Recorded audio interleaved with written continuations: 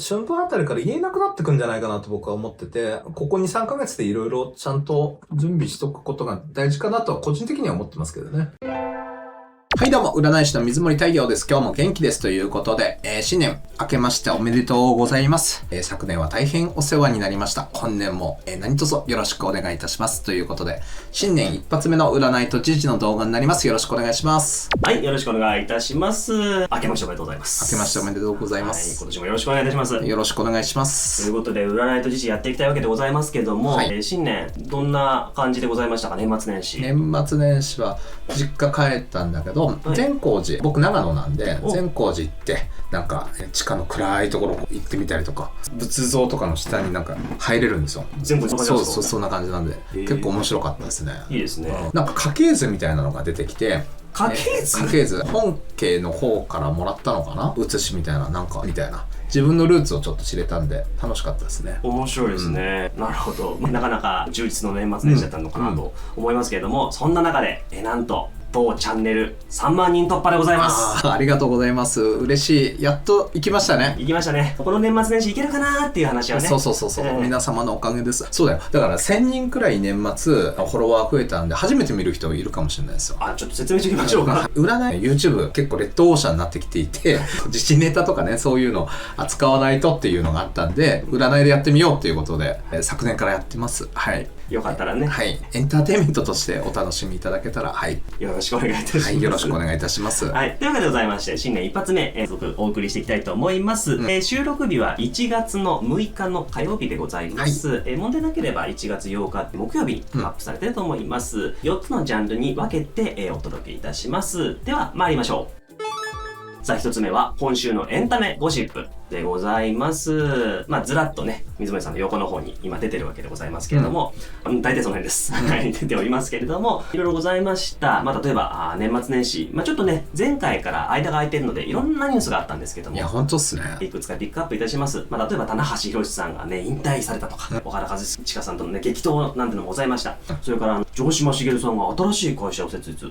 城島ファームなんていうのをね、設立したなんていうニュースもございましたけれども、やはり一番大きいかなと思いますのは、結婚ラッシュ。そうですね。ちょっとお名前挙げるだけでもたくさんなんですけども、例えば、長澤まさみさん。ちょっとね、ファンだから複雑な心境。それから、堂本光一さん。そして、松井樹里奈さん、本郷奏多さん、南沢奈央さんと、この他にもね、いろんな方いらっしゃるんですけども、とにかくビッグネームが、そうですね。やっぱ年末年始ってさ、いろんな番組があってあんまり報道されないというかさ、紛れる。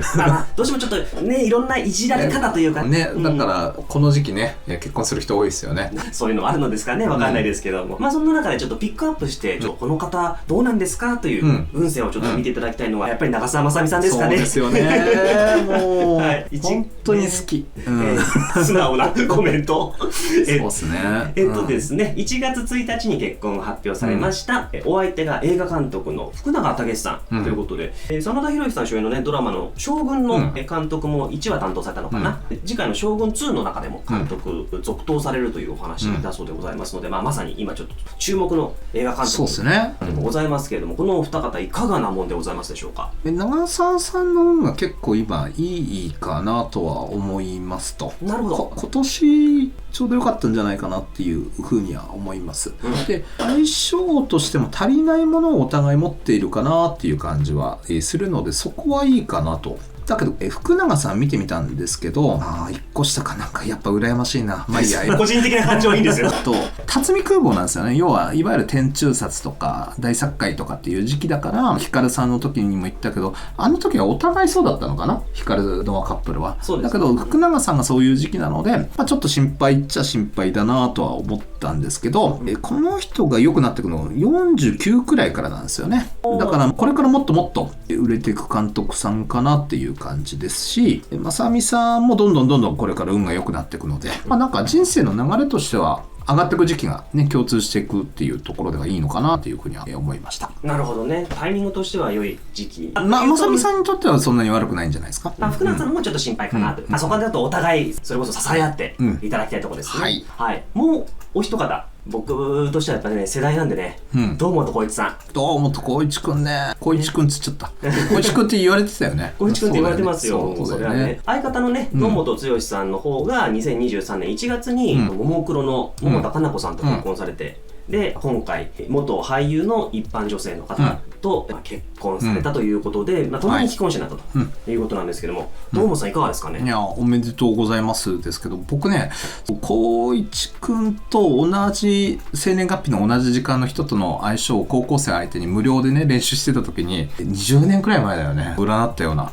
気がして、芸能人っぽいなとか、なんか思ってたんだけど、で調べたら光一くんだったっていう感じだったっていうのを思い出したんですけど、なるほど。まあいいんじゃないですかね。時期としては結構、ね、ここからちょっとお休みっぽいような時期に入るんですよ。ああ、なるほど。だし、この大運だったらこの時期が一番ダメージ少ないかなっていうところなんで、ちゃんと選んでるんじゃないかなっていう気は、個人的にはしました。なるほど。この時期に結婚っていうのはやっぱりちょっと、もしかしたら占ってもらってるんですもんね。お相手方がね、ちょっと分かるかもしれないけど分かんないっていうことなんで、ただ本人がちゃんと好きになって結婚するとしたら25年とかっていう感じなんで、ちゃんと、ね、いいんじゃないですかね。幸せになってほしいなっていうふうに思います。なるほどね。まあね、どのね、ご結婚もね、本当に長く続いてほしいなというところではございます。はい。もう一ニュースいきましょうか。はい。ちゃんみなさん、紅白。パフォーマンス話題でございました。ご自身がプロデュースされます、花との紅白歌合戦でのパフォーマンスが非常に話題になりました。もうタイツの衣装がちょっと過激すぎるんじゃないのみたいなね。まあただ、やるなみたいな、結構いろんなご意見が飛び交っておりました。そんな紅白歌合戦見ててですね、俳優の安田顕さんが、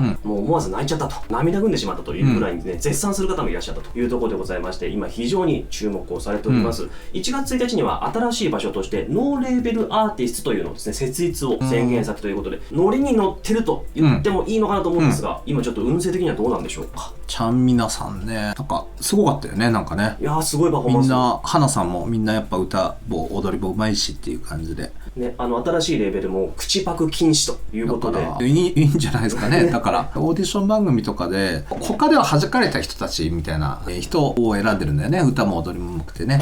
花さんってね。ちゃんみなさん見てみたんだけれども、今いくつ ?27 になったのかな ?8 くらい。今ちょうど大運の変わり目で、多分ここ3、4年良かったんじゃないのかな。僕はよく知らなかったんです、最近まで。だから22、23、24。で、25、今が、ある意味なんていうのかな、若い時のピークみたいな時期で、もともと召喚がかなり強いトラウマ犬って言って、地中水面で見ると表現の星が相当強いっていう感じに出ていて、売れて当然じゃ当然っていう感じかなとは思います。今積み上げてきたものの頂点みたいな状態じゃないかなと思いました。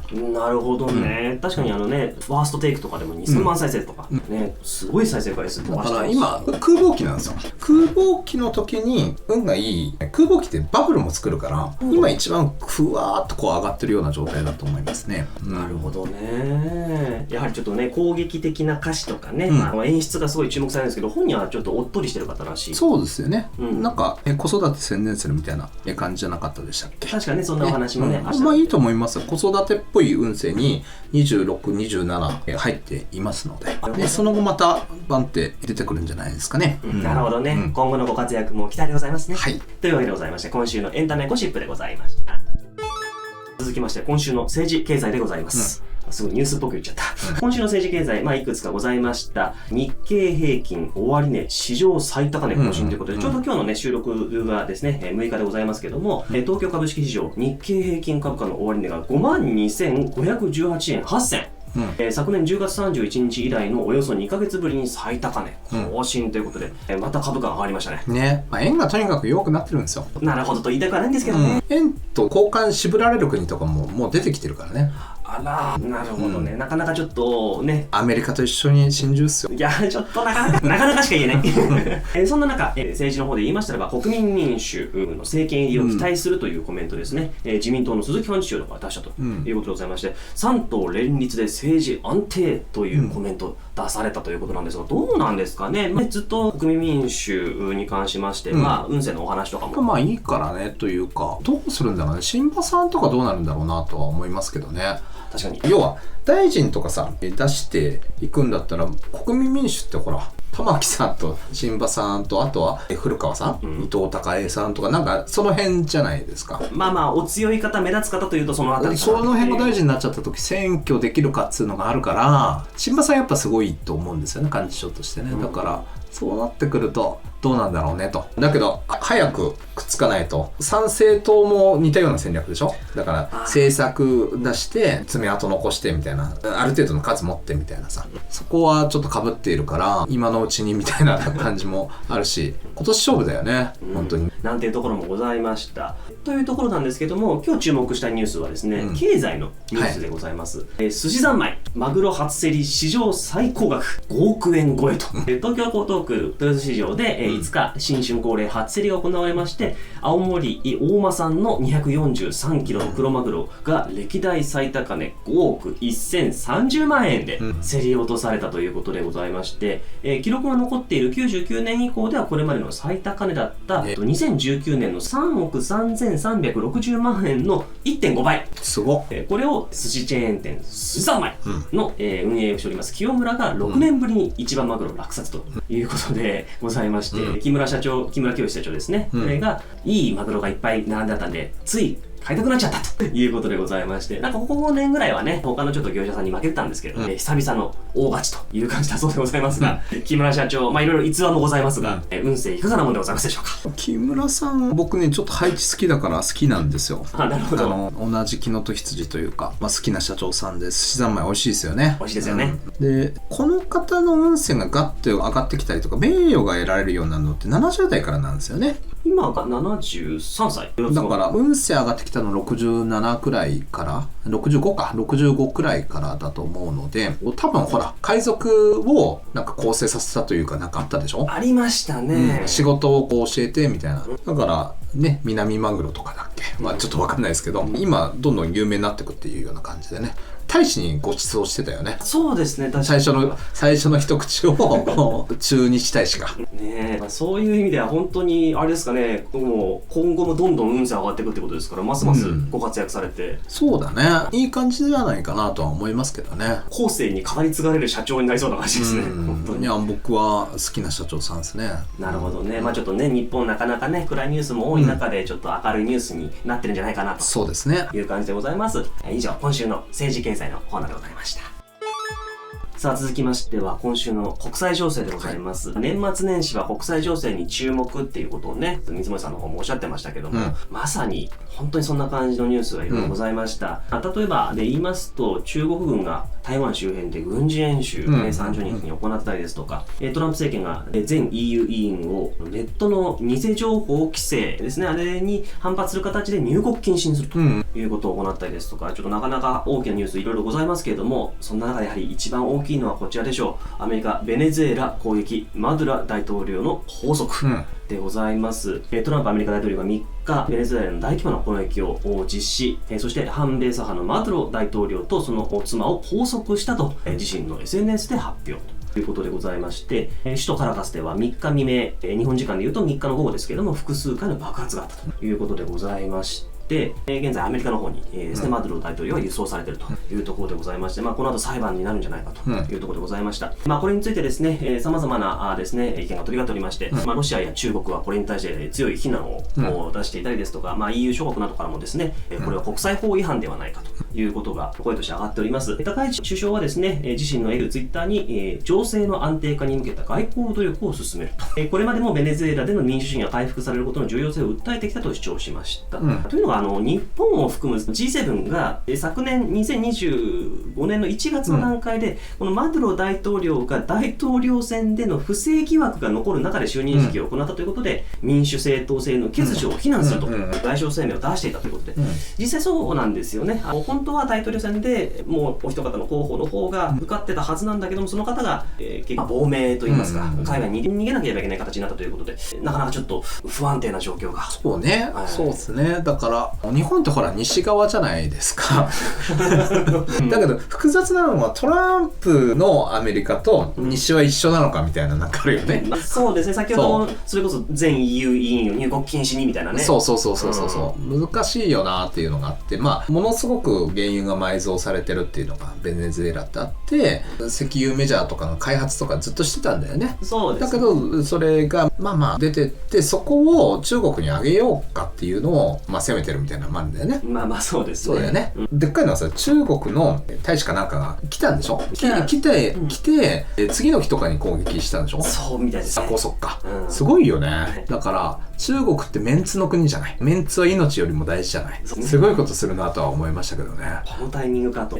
そう本来これもね、クリスマスに予定されていたそうなんですけども、クリスマスの段階では、ナイジェリア北西部の爆撃、いわゆるイスラム過激派 IS、イスラム国のこのキャンプを空爆することを優先したということだったので、ちょっとそのあたりはいろいろとあったのかな。だからロシアがウクライナに攻撃した時、そもそも虐殺とかあったわけじゃん。ウクライナで、ロシア語話者というか、反政府的な人たちをリンチしたりとか、なんかそういうのがあったりして、散々積み重ねてってロシアが攻撃したんだよね、あれね。で、国際法違反だってみんな非難してて、今回のはどうなんだろうね。一応国際法違反だって言ってる EU の国もあるんだよね。もうあります。アメリカが手出した戦争は正義の戦争なのかな、わかんないけどね。どうなんでしょうね。だから本当に両方の意見がいろいろとぶつかっているという、難しいよ。フェンタニルの問題とか原油の問題とかいろいろあるし、いろいろあるなーって思って見ていますけど、だから僕先月占ってるよね、確かね、大統領ね。で1月までが結構やばいから、この年末年始心配だってちゃんと言ってて、心配的中しちゃったっていう感じですかね。実際ね、マドゥロ大統領の統治が現地の方からするとちょっとあまりよろしくなかったみたいなニュースも出てきてて、現地の方々は喜んでる方もいるみたいな話も出て、アメリカのニュースがソースなんですよ、日本って。そうだから言ってみないと分かんないよっていうのが分かんないですね。そうだと思うけどっていう、そうだと思うけどっていう感じね。だからいろんなニュースが飛び交ってるんです。本当にそうだと思うよ。難しいところ。自由があった方がいいじゃん。そうですね、確かにね。というところではございます。同じくちょっとね、戦争の話で言いますと、こちらの方もですね、引き続きという感じでございますが、ロシアとウクライナが新年の攻撃に非難応酬というところでございまして、ロシア、ウクライナが1日ですね、民間人やエネルギー施設を標的にした攻撃をお互いに非難したというところで、まずウクライナのゼレンスキー大統領が7州のエネルギー施設がロシア軍の攻撃を受けたと指摘しておりまして、一方でロシアはウクライナ南部ヘルソン州ロシアの支配地域でホテルとカフェが無人機の攻撃を受けて、子供を含む少なくとも24人が死亡、50人が負傷したと発表で、先月の、29日には、ウクライナ軍がロシア北西部のノブゴロド州にあるプーチン大統領の公邸、別荘に攻撃を試みたということで、ドローン攻撃をしてきたということで、91機のウクライナ製ドローンが飛び込んできたと。12月31日には大晦日にはですね、このウクライナ製ドローンのうちの1機を公開したというところで、ちょっとなかなかロシア・ウクライナ情勢、まだまだ引き続き油断を許さないな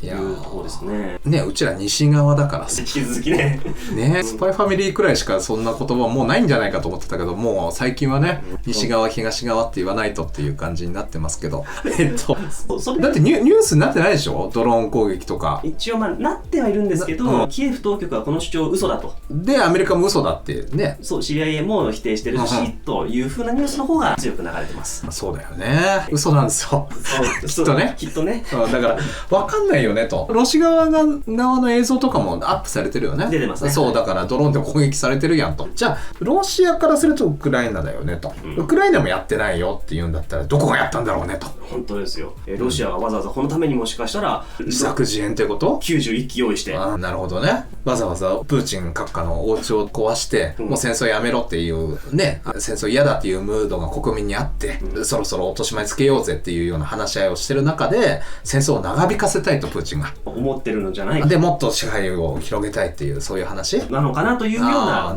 意見もあるということです。なるほどね、面白いね。ロシアのラブロフ外相がロシアの平行線におけるスタンスに直されることになるだろうという。そうなっちゃうよね。戦争を長引かせたい人がどうもいそうだねと。そうですね。それは言えるよね。そこまでは言えるんじゃないですか。そうだね、そこから先はちょっと僕らもわからない部分ばかりですね。けどプーチンさんの暗殺に関して言ったら起きそうなのは確かに今は起きそうなんですよ。プーチンさんの運勢が落ちてくるとしたら28年あたりから28年なんで、今いい時期なんですよ彼は。なるほど、だからいい形で収めちゃいたいだろうなと。でテロ的なことで結構危ないのがこの3月4月だったりとかするので、今の時期ももちろん危ないとっていう感じなので、こういうこととか突発的なことっていうのは起きやすいのかなとホロスコープ見て思いました。なるほどね、いやー、本当に世界各国ね、うん、早くいろいろ収まってほしいなというところで、本当だね。引き続き日本も決してね、本当に気をつけなきゃいけないんじゃないかなと。いや、もうそうですよ。ここ2、3年は相当気をつけなくちゃだと僕は思いますけどね。はい、ということで、今週の国際情勢でございました。さあ、ラストでございます。今週のエクストラのコーナーでございます。こちら、AI ですとか、テクノロジーですとか、ちょっといろんなニュースをね、詰め込んでおりますが、ざっと見ていきますと、まずAI 配信者、AI の VTuber とかやってらっしゃいます、ネウロ様はですね、ツイッチで9000万円の投げ銭を獲得ということで、AI の配信者はですね、投げ銭ガンガン獲得する時代でございますよ、本当に。去年なんかね、VR チャットで自分の意思で動かせる体をゲットしたというところで、自分を作ってくれた博士に対して、私のことは大切って質問をしてくるっていうですね、すごいドラマチックな、エモいね。エモい感じで、魂とは何だろう、心とは何だろうみたいなのがちょっと笑いながらあったりしたわけでございます。またですね、NTT が脳内の映像を言葉で変換することに成功したということで、これマインドキャプショニングというのをですね、実現したということで、だから頭で思い浮かべているやつを言葉として出してくるということなので、だからこれが成功しますと、いわゆる障害を持っている方、そういった方とのコミュニケーションももっとスムーズになるんじゃないかというところでございまして、なかなかちょっと未来を感じる内容が並んでるんですけれども、そんな中ですね、サイバーエージェント、アメーバとかのサイバーエージェントが動画広告をついにですね、AI で完全自動生成というのを発表しているということでございまして。できるよね。できちゃいますね。年末年始、動画生成 AI がすごい勢いで加速してるような。すごいよね、今ね。そう。ベオ 3.2 とか 1.2.6 とか、もうわけわかんないよね。わけわかんないです。ビートとか、グロックイマジンとか。はいはい。いっぱい。なんか民間人が簡単に、民間人っていう言い方もちょっとあれですけど、リップシンクをどうも AI にさせてとか、なんかいっぱいありますよ。すごいですよね。もう映画とか作れちゃうよね。本当になんかちょっとね、頑張れば一般人でもすぐに映画がショートムービーとかショートアニメとか、そういうの今年で増えるんですかね。それいや増えるでしょ。だから今年はもう動画もいっぱい出てくるし、ゲームも作れちゃう。コーディング能力上がってるから、素人が作ったアプリとか素人のアニメとか、なんかそういうので稼ぐ人とか出てくるんじゃないですか。やばいっすね。とんでもないな、本当に。そういうのが簡単に作れるっていうのは、ワクワクもするお話ではありますよね。今年いつまでかわかんないけど、ようやくいろんな人もこれやばいのかもって思えるような年にはなるんじゃないかな。なんか AI なんてこんなもんでしょうって言ってる人たちとか、逆になんかAI に反対だーって言ってる人たちとかもね、いっぱいいらっしゃいますけども、本当にすごいことになりそうですね。やっといろんな人がちゃんともうチャッピーくんとかって使い始めてたりはするじゃん。実際そうですね。だからまだ便利なツールくらいの感じでしょ。確かに。だから生活とかも全て変わっちゃったから、ロボットが街に出てきたらさすがにわかるかな。とかアプリとかゲームとかを個人でやってるって言ったらわかるのかな。どこまで行けば伝わるんだろうかというような感じだよね。その後の方がやばいんだよ。その後の方がね。指数関数的にってやつですよね。もう僕だってもうわかんないもん。いやもう水森さんでわかんないんだから。だから何年か前にさ、陰謀論とか都市伝説界隈でムーンショット計画ってあったじゃん。ありましたね。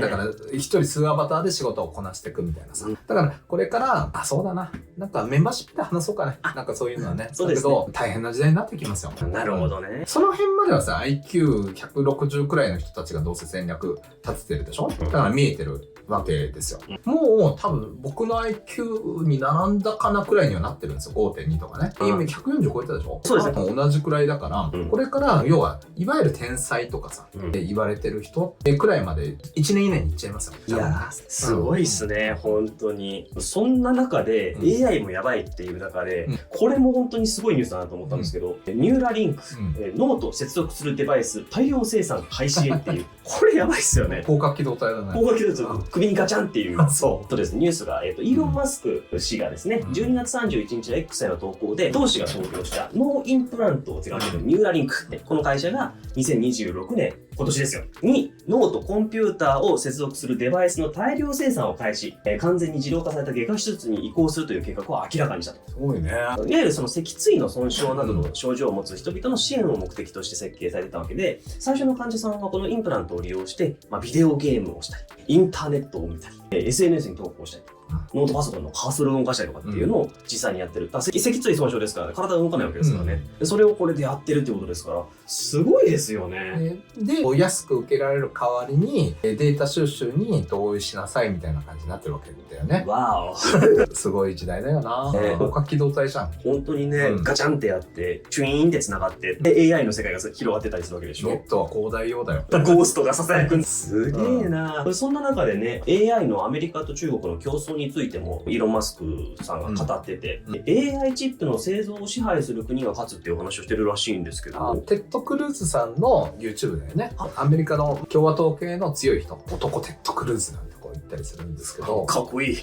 トランプの見方を議事堂の時、結構した人ですよ。ああ、なるほど。だから懐かしいなっていう感じで出るんですけど、僕からするとね。だけど、台湾、TSMC とかさ、半導体ってほとんど台湾なんだよね。ああ、そっか、今そうですね。とか、韓国とかもあるけど、要はもう日本って失われた30年って言われてるでしょ。そうですね。だからそれってさ、スーパー301法とか、要は半導体で今の中国みたいな感じだったんですよ、日本って。はいはいはい。だからトロン OS だっけ、OS とかもあれですよ、携帯電話とか、エアコンとかテレビとかの OS ってみんな日本のトロン OS だったりしますし、そういうのを作ってみたりとか、半導体メモリとかだったらもう日本の天下みたいになっていて、時代が長かったんだよね。でそれをスーパー301法でこう封じ込め、でプラザ合意みたいなんで円高に持って来られみたいな感じで、日本ってほぼほぼ手足縛られちゃったからなって、でそれを逃がすために韓国だったりとか台湾だったりとかっていうところが半導体とか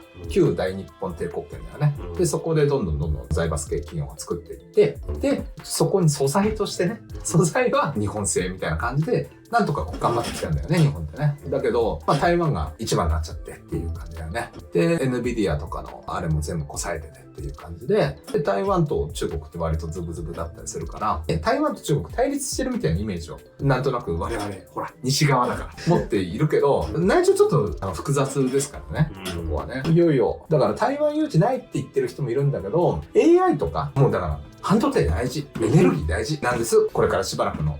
でドルとか円とか価値ないみたいな、価値ないって言ったらちょっと言い過ぎかもしれないけど、そういうトレンドなんだよね今ね。だからイーロン・マスクはそこら辺ちゃんと見てるんだろうなとは思いますけどね。なるほどね。本当国際情勢もね、本当てんやわんやになってますし、日本のね、本当株価はね、上がってますけども。だから円から株に逃がしてるんですよ。ね、っていう状況じゃないですか。なかなかね、本当に、この1、2年と言いますかね、本当に正念場っていう話は。正念場だね。で、だんだん春分あたりから言えなくなってくんじゃないかなと僕は思ってて、ここ2、3ヶ月でいろいろちゃんと準備しとくことが大事かなとは個人的には思ってますけどね。なるほどね。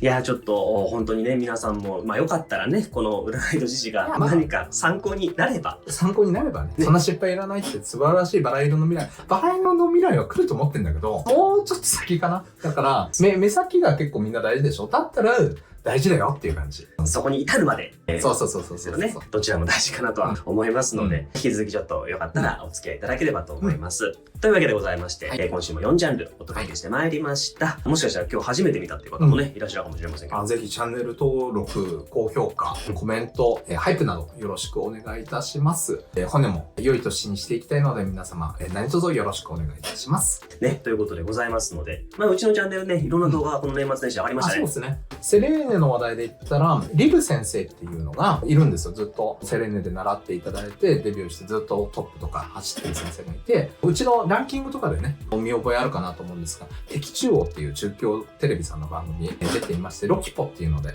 活躍見られますんで、できたら見てください。すごいです。あとは、スキピチュっていう番組、昨年2025年の敵中央を取ったムクルさんが YouTube の恋愛リアリティショー、占い立てる恋リアみたいなのに出てます。第2シーズン始まったので、よかったら概要欄の方から飛んでみてください。